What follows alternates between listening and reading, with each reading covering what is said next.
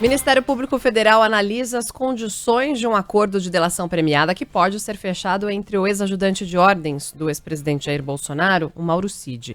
A Polícia Federal aceitou a colaboração que precisa do aval do Supremo Tribunal Federal para ser homologado. Tem mais detalhes chegando de Brasília sobre esse assunto com o João Pedro Melo. A Polícia Federal está na fase de pré-delação premiada com o ex-ajudante de ordens do ex-presidente Jair Bolsonaro, Mauro Cid. Para conseguir a delação, Cid afirma que vai incluir novas informações que não constam no inquérito atual e provas para o acordo que não envolveria apenas os casos das joias sauditas recebidas pelo ex-chefe do executivo. O advogado especialista em direito eleitoral Alberto Rolo avalia que não fazia sentido os longos depoimentos de Mauro Cid à Polícia Federal se não fosse para fechar esse acordo de delação premiada. Segundo o Rolo, sobre esse processo, a lei fala em colaboração premiada e exige alguns requisitos para que só então seja homologada a situação pelo Poder Judiciário. Primeiro requisito é, além de dizer o que o Mauro Cid fez, onde é que ele atuou, fazendo o quê, a lei exige também que, no caso de organização criminosa, ele diga quem faz parte, tem que dizer a hierarquia. Quem dá ordens, ou quem dava ordens, e quem obedecia ordens. Tudo isso tem que ficar muito claro nesse acordo, nessa colaboração. Importante a gente colocar a bola no chão aqui. O Instituto da Delação Premiada é algo relativamente recente na história brasileira. Foi assinado por Dilma Rousseff. Foi um dos pilares, talvez a grande base de sustentação da Operação Lava Jato, colocando aqui sempre os abusos que foram cometidos, eventualmente, pela Força-Tarefa de Curitiba com o uso desta instituição, mas ela tem a sua utilidade. E como é que funciona? Funciona quando vou chamar aqui grotescamente de bandidinho, tem a possibilidade de delatar um bandidão para conseguir uma redução de pena. Então, alguém que vai lá, sabe demais, tem as provas para apresentar à justiça, porque essa é uma condição para afirmação de um acordo de delação premiada. A pessoa tem de entregar provas. Não basta apenas apontar o dedo e falar, foi ele que me mandou fazer tal coisa. Eu fiz tudo isso seguindo as ordens daquela pessoa ali. Ela tem de apresentar as provas.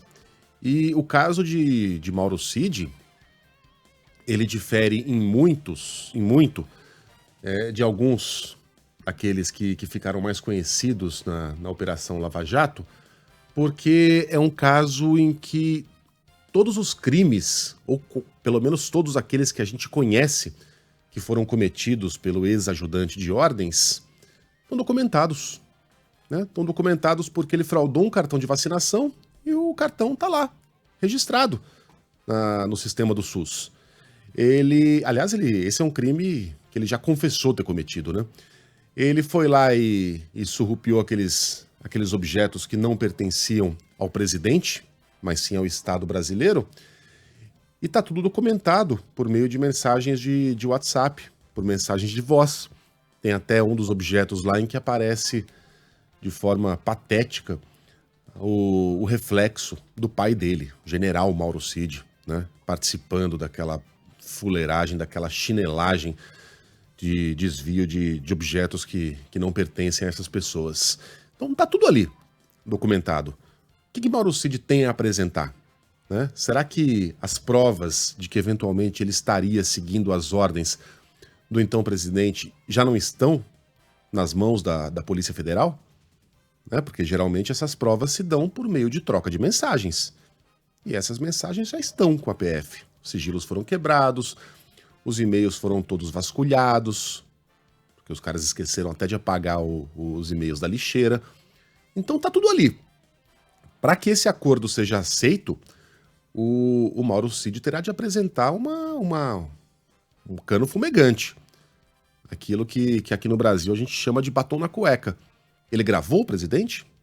Ele tem uma prova contundente contra o presidente, que seria, nesse caso, o delatado, porque a lógica da delação premiada é de que a pessoa entregue alguém hierarquicamente superior a ela, portanto, necessariamente seria o presidente, né? Ele era um auxiliar direto do presidente da República, não havia ninguém entre eles. É isso que a gente vai saber nos próximos dias. Ah, isso vai vazar? Provavelmente não. Porque vazou, melou. Essa também é uma das condições do Instituto da Delação Premiada. Então a gente sabe muito pouco o que a gente sabe. Aliás, crédito a quem merece, o furo foi da Andréa Sadi, ontem à tarde, né? Em pleno feriado de 7 de setembro. Provavelmente não foi por acaso que essa data foi escolhida para que essa notícia vazasse, mas a notícia pode vazar. Os termos do acordo não. Então a gente vai demorar algumas semanas ainda para entender o que é que Mauro Cid tem a oferecer à Polícia Federal. Por enquanto, o que a gente tem é a intenção do ex-ajudante de ordens de colaborar por meio de uma delação. Aguardemos para saber se será uma delação quente ou se será uma flopada, né? Lembra do Palocci? Que saiu falando o que Lula tinha feito, o que Lula tinha mandado, maço de dinheiro, mas nunca apresentou provas. É uma delação que não prosperou. Outras prosperaram. Aguardemos qual será o destino da delação premiada de Mauro Cid. A gente volta a falar sobre a situação no sul do país. Passa de 40 o número de mortos no Rio Grande do Sul por causa da passagem de um ciclone extratropical. E a chuva está de volta. A gente vai conversar com o Juan Romero, que tem informações ao vivo para a gente, falando sobre a situação de momento e, infelizmente, esse balanço também, né, das vítimas que, infelizmente, vão sendo encontradas, vão sendo socorridas. Juan, bom dia para você. Bom dia, Débora. Bom dia, Megália, todo mundo que nos acompanha na Band News FM. A 41ª morte foi confirmada devido às chuvas no Rio Grande do Sul no último balanço da Defesa Civil Estadual. 25 pessoas seguem desaparecidas nas cidades de Arroio do Meio, Lajeado e Mussum, todas no Vale do Taquari, cerca de 140 quilômetros de Porto Alegre. A cidade que registrou o maior número de mortes até o momento é Mussum, com 15 pessoas, depois Roca Salles, com 10 mortes, e Cruzeiro do Sul, com 4 mortes. Mais de 10 mil pessoas seguem fora de suas casas e o número de pessoas atingidas diretamente por esses temporais ultrapassa os 120 mil.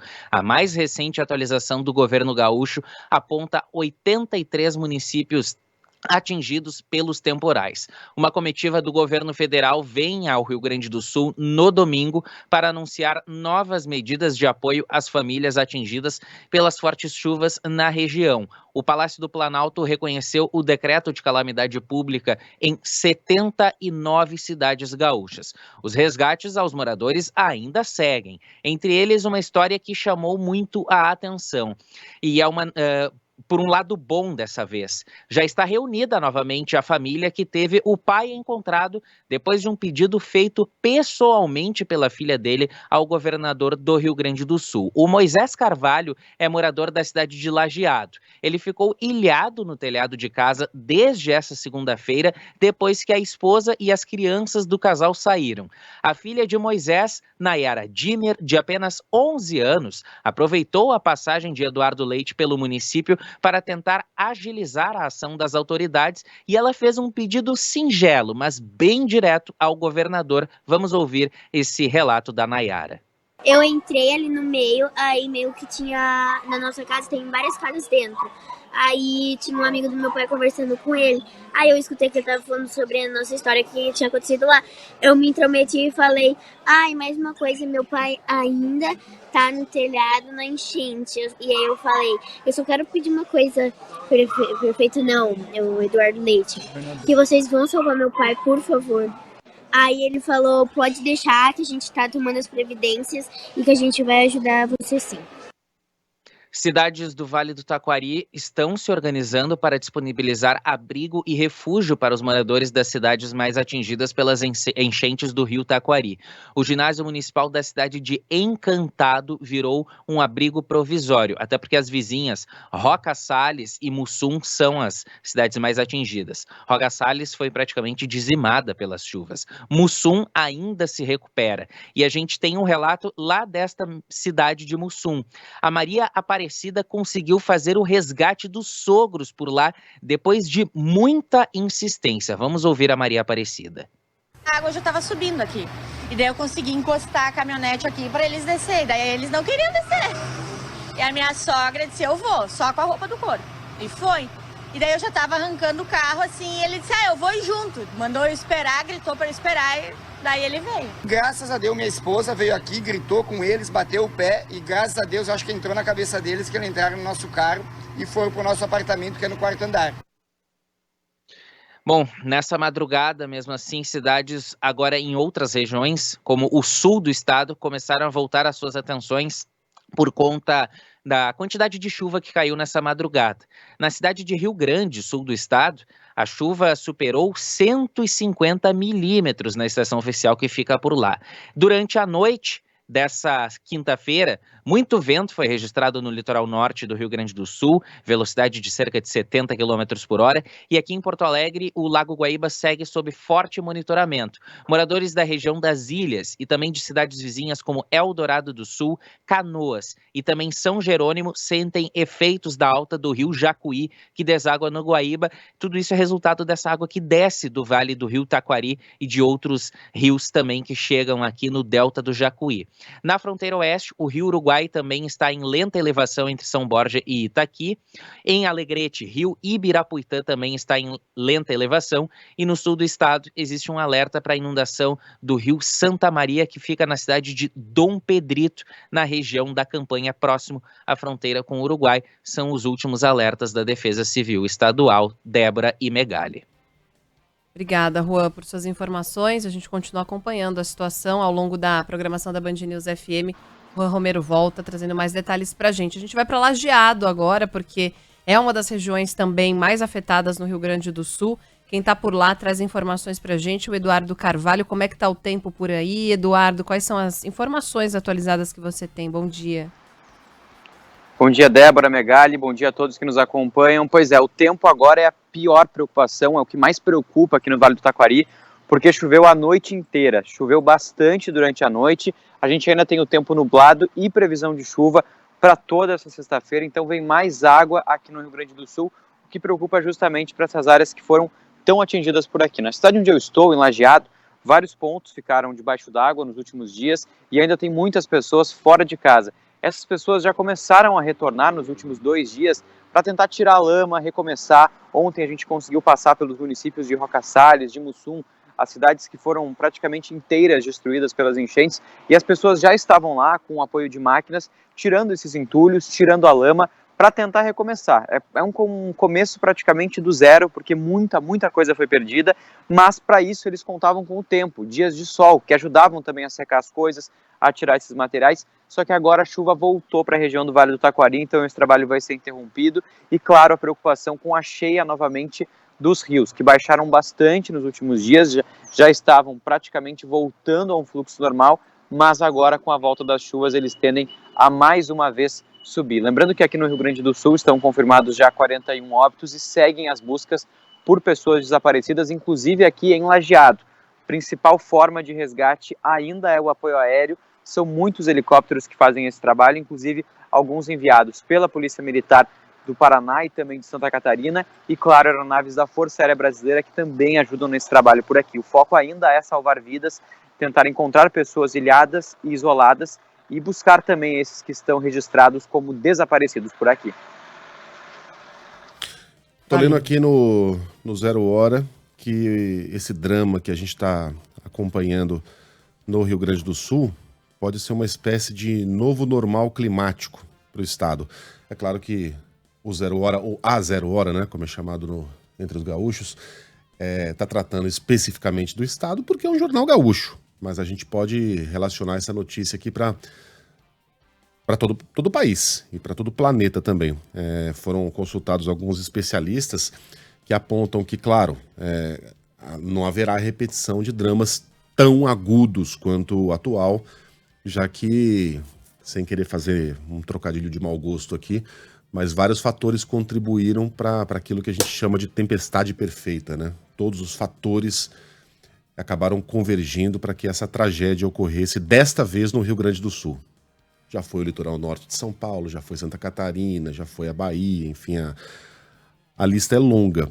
Esses 5 pesquisadores de várias regiões do país que foram ouvidos pelo jornal concordam que as mudanças climáticas responsáveis pelo aquecimento da atmosfera e dos oceanos fortaleceram a intensidade da chuvarada e vão seguir multiplicando o risco de tragédias naturais. Na costa gaúcha, o mar está até 4 graus acima da temperatura normal, Débora.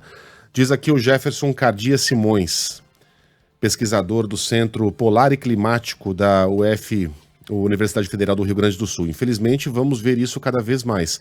Temos de pensar em termos de um novo normal climatológico. Todos os cenários já mostravam que os eventos severos deveriam ser mais frequentes. O que surpreende é que isso está ocorrendo mais rapidamente do que se imaginava. Uns 10, 15 anos adiantados. E, enfim, as previsões aqui são todas bastante pessimistas. É claro que agora a prioridade é outra. É cuidar daquelas pessoas que perderam suas casas, perderam seus parentes, recuperar as áreas afetadas, mas essa é uma discussão da qual a gente não pode fugir, né? Nem o Brasil, aliás, principalmente o Brasil, por fatores óbvios, né, como a floresta tropical, e nem o mundo. Ô, Eduardo, tenta descrever aí como é que tá... Hoje não é um dia útil, né? É uma emenda de feriado, mas geralmente seria um dia que o comércio funcionaria, que a gente veria mais movimentação do que num feriado. O que está funcionando normalmente aí na cidade? O centro, por exemplo, a região central, a prefeitura, as ruas comerciais também foram afetadas pela tempestade?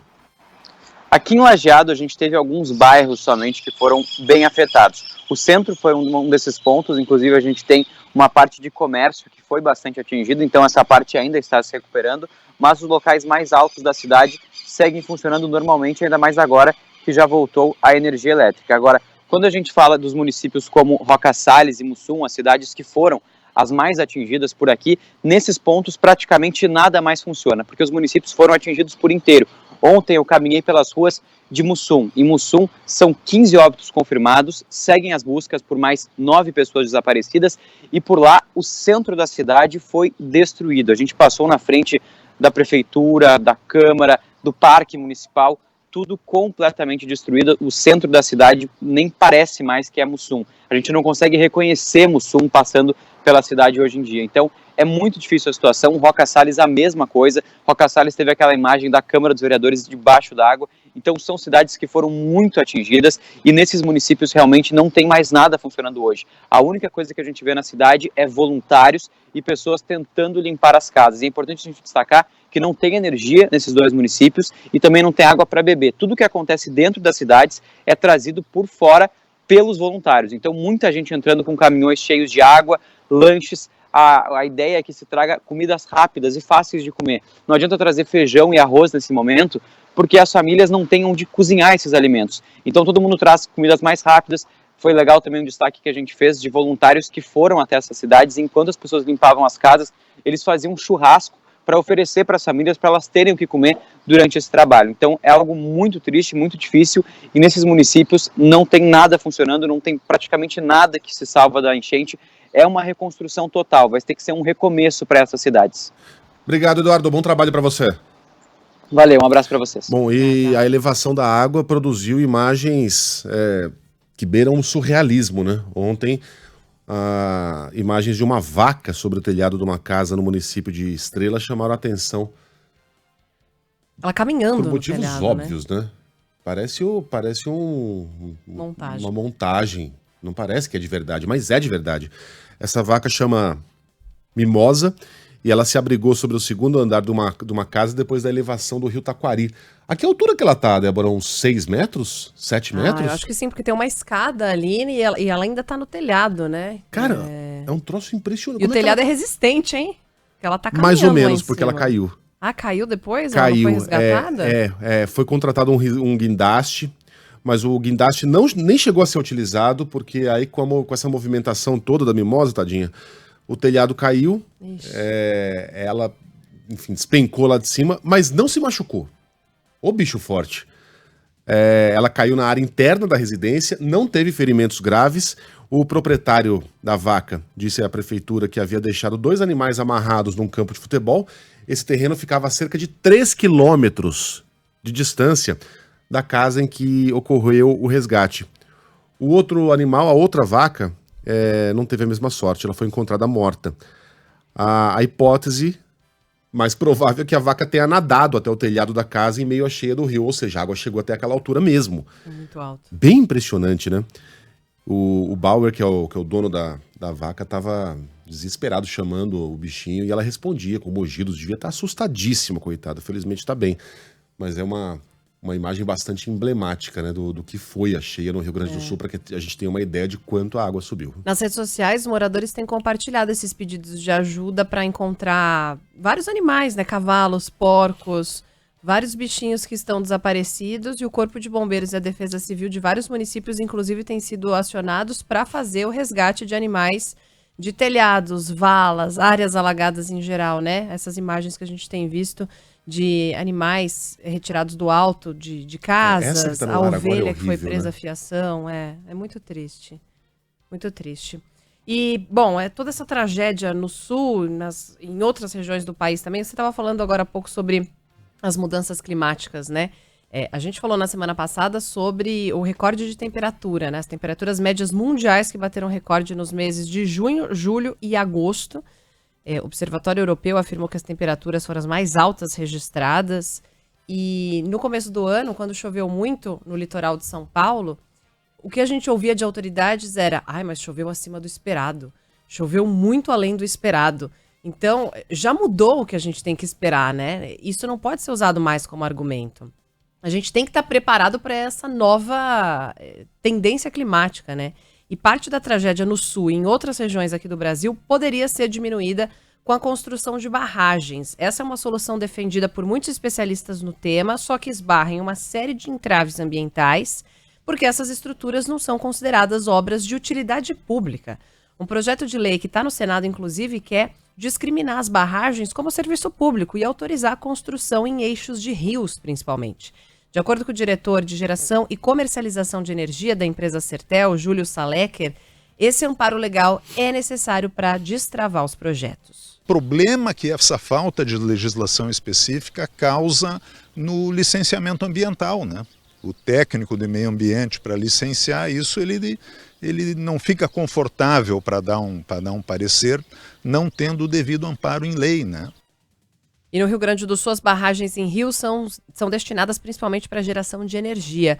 O Júlio Salecker defende, porém, que é possível contar com estruturas exclusivas para amenizar as enchentes. Toda barragem, ela segura a água, né?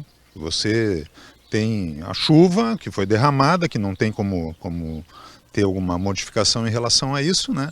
Então, nós humanos só podemos reter a água, né? Seja no solo, seja nos banhados, né, que a gente preserve banhados, matas ciliares, ou seja construindo barragens, né? Pode ser um açude, pode ser uma barragem de irrigação, pode ser qualquer tipo de barragem. Estando no curso da água ou nos seus afluentes, ela acaba retardando a onda de cheia.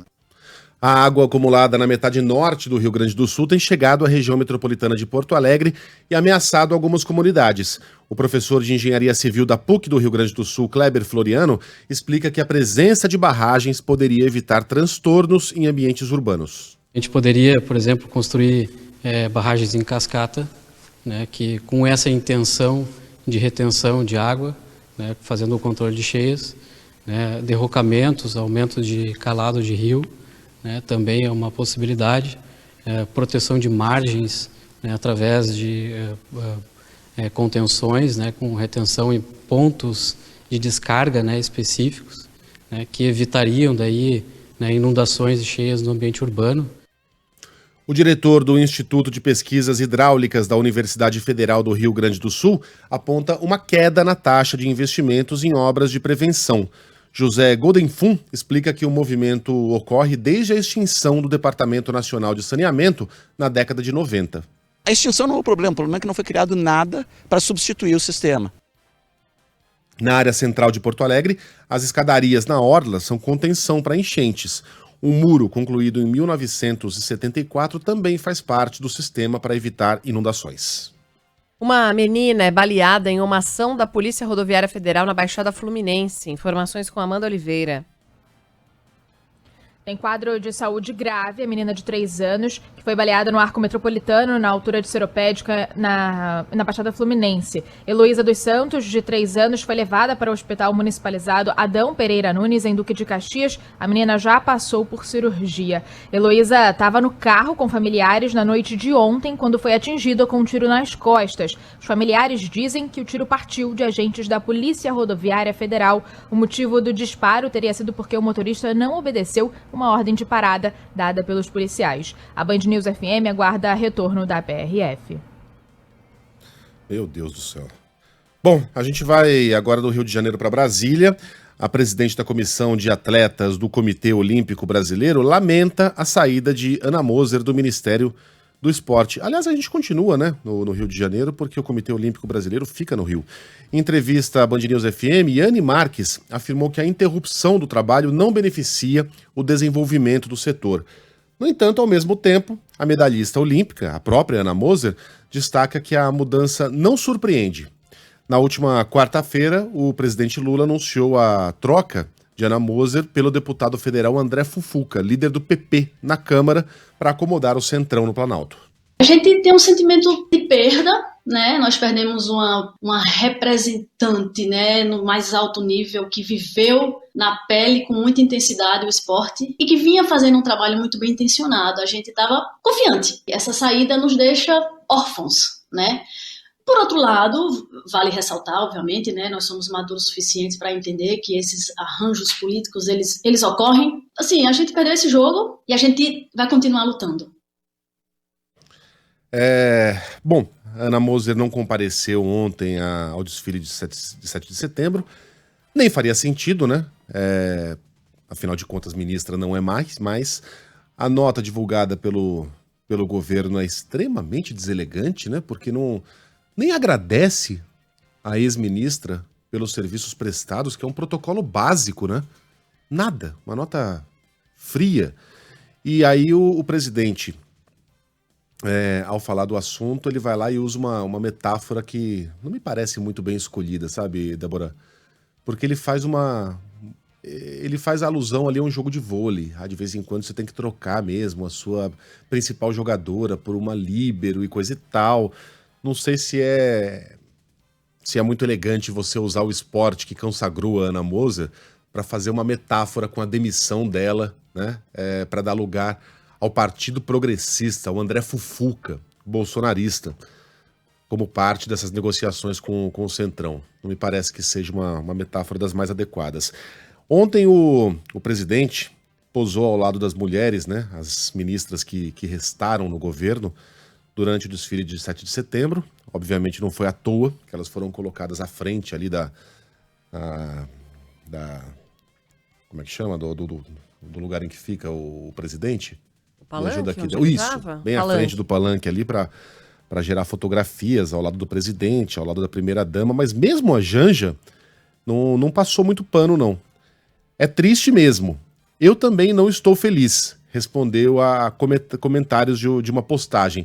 Mas veja, eram comentários de uma postagem, não é que ela foi lá e escreveu, a própria Janja, um post lamentando a saída da Ana Moser. Então, escrevia que não estava feliz, meio que tirando o assunto da frente, né? Olha aqui, me manifestei, mas não foi uma manifestação incisiva. Já outras ministras defenderam a ex-ministra dos esportes. Por exemplo, a ministra da Gestão e Inovação, Esther Dweck, usou as plataformas digitais para se solidarizar com a ministra demitida. Com seriedade e competência, Ana Moser encara o esporte enquanto atividade capaz de transformar a sociedade. Para mim, é uma honra termos trabalhado juntas e compartilharmos de um projeto de país. Ela não critica o presidente, também não seria o papel dela como ministra criticar o presidente, mas faz o que a nota do governo não fez. Pelo menos agradece a ministra pelo tempo passado no governo e elogia a sua atuação. A Cida Gonçalves, ministra das Mulheres, também manifestou apoio à ex-colega. Com trajetória admirável, Ana Moser recuperou o papel social transformador do esporte em 8 meses de governo. Atuou incansavelmente pela valorização do futebol feminino e pela igualdade Entre atletas, mulheres e homens. Tenho certeza de que nos encontraremos em breve em futuras parcerias. Pronto, uma nota direta, elegante.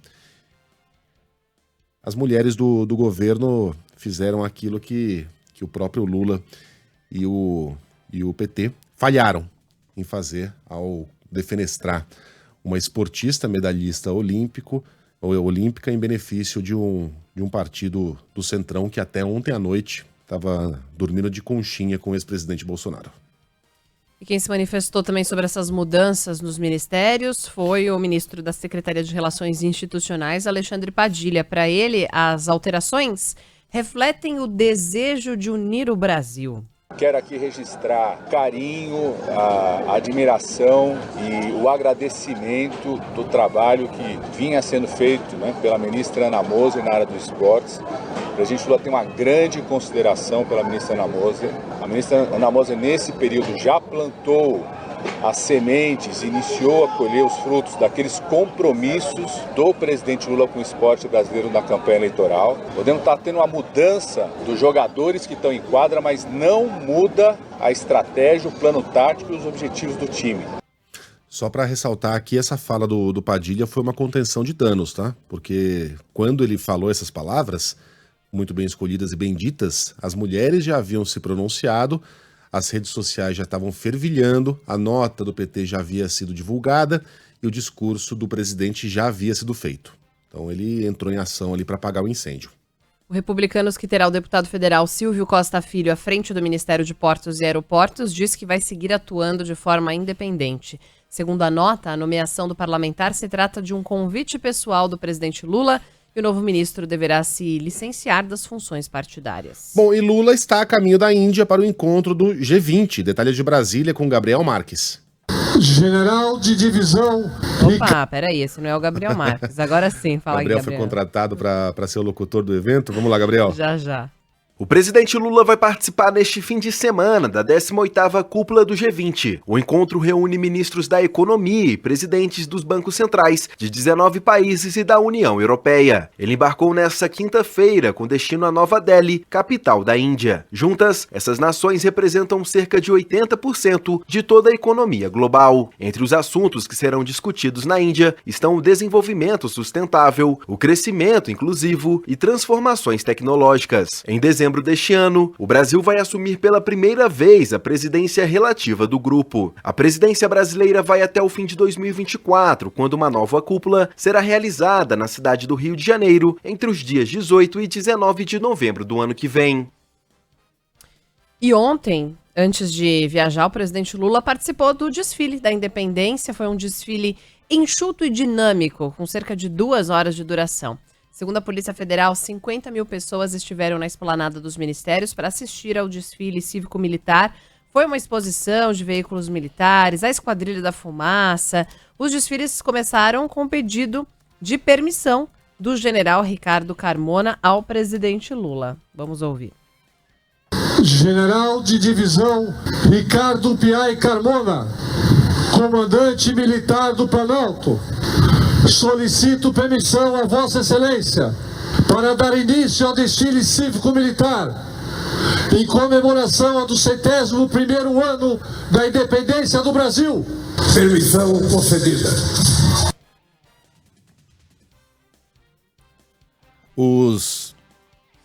Sim, novo balanço do programa de renegociação de dívidas. Achei que tinha mais sobre o 7 de setembro. Eu achei que você ia comentar que foi um dia bem tranquilo, né, Megali? Em boa parte do... Quer dizer, em todo o país, né, onde tivemos os desfiles. Teve um ouvinte que falou que foi até ao Sambódromo em São Paulo, né, Sambódromo da AMB, para acompanhar os desfiles. Fazia tempo que não tinha, foi um dia agradável, levou a família.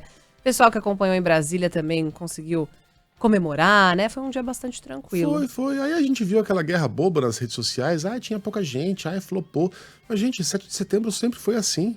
7 de setembro nunca foi uma grande festa popular de centenas de milhares de pessoas nas ruas. Quem transformou o 7 de setembro numa data política foi Jair Bolsonaro. E convenhamos, a pessoa que tende a sair de casa, ou melhor, a pessoa que sai de casa para prestar continência à bandeira, cantar hino, aplaudir tanque. Geralmente, nem sempre, eu adoro o desfile de 7 de setembro, acho um barato. Mas geralmente é uma simpatizante mesmo de Bolsonaro. E essa pessoa não saiu de casa, então era natural que houvesse menos gente na rua. 7 de setembro não é campeonato de quem tem o maior, de quem reúne o maior público. 7 de setembro sempre foi enfadonho. Aquele desfile militar, o discurso do presidente. Aliás, ainda bem que não teve, né? Porque são esses discursos que têm sido usados para inflamar multidões nos últimos anos. Mas sempre foi assim. E é ótimo que tenha voltado a ser assim em 2023, que continuemos tendo 7 de setembros tediosos pelos próximos anos. Mas, mudando de assunto aqui, vamos falar agora de economia. Um novo balanço do programa de renegociação de dívidas do governo federal, manchete de BH com Larissa Campos. Quase 12 bilhões de reais são renegociados pelas instituições financeiras nas 7 primeiras semanas de implantação do programa Desenrola Brasil. Os dados são da FEBRABAN, Federação Brasileira dos Bancos. O volume de 11,7 bilhões de reais foi registrado apenas pela faixa 2 do programa, na qual os débitos são negociados diretamente com os bancos, em condições especiais. O Desenrola Brasil ainda fez com que as instituições financeiras retirassem as anotações negativas de cerca de 6 milhões de registros de clientes que tinham dívidas bancárias de até R$100. A gente volta a falar sobre o atropelamento do ator Kaique Brito. O motorista que atropelou o Kaique poderá voltar a trabalhar com transporte por aplicativo. Tem informações chegando do Rio de Janeiro com a Mariana Albuquerque. A vaquinha criada para ajudar o motorista de aplicativo Dionis Silva já chegou a mais de R$170 mil. Após o atropelamento do ator Kaique Brito neste sábado, o profissional precisou parar de trabalhar por causa das condições em que o carro ficou. Além de não ter dinheiro para o conserto, Dionis havia sido bloqueado da plataforma 99, mas já foi desbloqueado. Kaique e o amigo Bruno De Luca estavam em um quiosque da praia da Barra da Tijuca, na Zona Oeste, consumiram 6 doses de vodka, 6 energéticos e 2 queijos coalho. Segundo o último boletim médico divulgado nesta quinta-feira, o ator Kaique responde bem ao tratamento e segue internado na UTI no Hospital Copa d'Or, Zona Sul. O exame feito no Instituto Médico Legal aponta que o motorista Dionis não havia ingerido bebida alcoólica. Em depoimento para a Polícia Civil, tanto a passageira como o garçom do quiosque afirmaram que o carro não estava em alta velocidade. Pelas redes sociais, Dionis publicou um vídeo desejando boa recuperação ao ator. Não tem sido dias fáceis, não tenho conseguido dormir direito por tudo que está acontecendo e torcendo muito para que Kaique se saia dessa logo, se recupere, que volta para a família, para o seu filhinho. É o que eu mais quero, que eu também sou pai, tenho 2 filhos. Covardia o que fizeram com esse rapaz, né? Não há nenhum indício de que ele estivesse acima do limite de velocidade. Ele soprou o bafômetro, ele parou e prestou socorro. Um acidente, uma fatalidade. O Kaique, convenhamos, o Kaique é a vítima, a gente torce para que ele se recupere, mas ele atravessou de uma maneira absolutamente irresponsável aquela avenida. Quem é que atravessa uma avenida movimentada de noite daquele jeito, fora da faixa de pedestres, correndo sem olhar para o lado? Como disse acho que foi minha mulher que disse isso. Parecia que ele tinha atropelado o carro e não o contrário. O rapaz fez o que pôde, desviou, não teve tempo, acontece. Um acidente. Aí vai ser impedido de trabalhar por isso? Bom, felizmente a coisa se reverteu, né, Débora? A irmã do Kaique, a Stephanie Brito, atriz, também se manifestou e, inclusive, ela falou sobre o motorista. Ela fez uma publicação na rede social falando o seguinte: gostaríamos de expressar nossos mais sinceros agradecimentos às manifestações de carinho que temos recebido, essa corrente de boas energias, né, que reforçam a fé todos os dias. Aí ela fala, deixamos aqui também, reiterando o que já falamos, a nossa genuína gratidão ao Dionis Silva, que é o motorista, que foi um verdadeiro anjo na vida do Kaique, prestando socorro imediato, fato que com certeza salvou a vida dele. Seremos eternamente gratos. Por aqui estamos concentrados na recuperação do Kaique com muita fé, amor e gratidão. Ela assina aqui Família Brito, né? Em nome de toda a família, uma publicação feita pela Stephanie Brito. É isso, a gente continua torcendo pela recuperação, que ele possa sair bem dessa. E continuam as investigações do espancamento de um ator no Rio de Janeiro. Pedro Dobal. O influenciador e ator Vitor Meiniel vai prestar depoimento na tarde desta sexta-feira sobre a agressão que sofreu do estudante de medicina Yuri de Moura Alexandre. O episódio aconteceu em um condomínio de Copacabana, na zona sul do Rio, no último sábado. Em uma foto enviada à amiga que divide o apartamento com o suspeito, ele aparece bebendo com o ator pouco antes das agressões. Prints de uma conversa dela com Yuri mostram a médica Karina Assis Carvalho, de 30 anos, pedindo para que Vitor fosse embora e reclamando que ele estava incomodando. Yuri segue preso pelas agressões contra Vitor. A polícia deve indiciar o estudante por lesão corporal grave, falsidade ideológica e injúria por homofobia. Motorista do ônibus que levava torcedores do Corinthians e capotou na rodovia Fernão Dias recebe alta. Informações de Belo Horizonte com Luciana Viana. Deve responder por homicídio culposo o motorista do ônibus que tombou com torcedores do Corinthians na Fernão Dias, em Minas Gerais. O motorista, que tem 39 anos, recebeu alta do hospital de Betim, na Grande BH, nesta quinta-feira. Ele era o último ocupante do ônibus que estava internado. No acidente ocorrido em 20 de agosto, 7 torcedores morreram. Outras 27 pessoas ficaram feridas. O motorista é o próprio dono do ônibus, que não tinha autorização para fazer o transporte de passageiros entre estados. O motorista alega que o ônibus perdeu os freios. Para minimizar o impacto da batida, ele jogou o veículo contra um barranco. As brasileiras presas por engano na Alemanha por tráfico de drogas recebem os pertences de volta. Informações de Goiânia com Leonardo Calazenso. As goianas Cátina Baia e Jeane Paulini, presas injustamente por 38 dias na Alemanha após terem bagagens trocadas por malas com drogas, recuperaram seus pertences depois de 6 meses. As goianas tiveram as malas trocadas no aeroporto de Guarulhos, enquanto aguardavam o voo que as levaria para Frankfurt. As duas planejavam ficar 20 dias na Europa, mas foram detidas no dia 5 de março e ficaram 38 dias presas, depois que policiais alemães encontraram cocaína em 2 malas de 20 quilos com o nome delas. Após serem presas, a Polícia Federal descobriu que as etiquetas das bagagens haviam sido trocadas por uma quadrilha suspeita de tráfico internacional de drogas. Mesmo com a recuperação dos pertences, a advogada das goianas, Luana Provásio, afirmou que o processo só será encerrado mediante o envio das decisões judiciais pelas autoridades brasileiras. Com gol de Messi, a Argentina estreia com vitória nas eliminatórias sul-americanas para a Copa do Mundo de 2026. Jogando no Monumental de Núñez, os hermanos venceram o Equador por 1-0. A Colômbia também bateu a Venezuela por 1-0 em Barranquilha.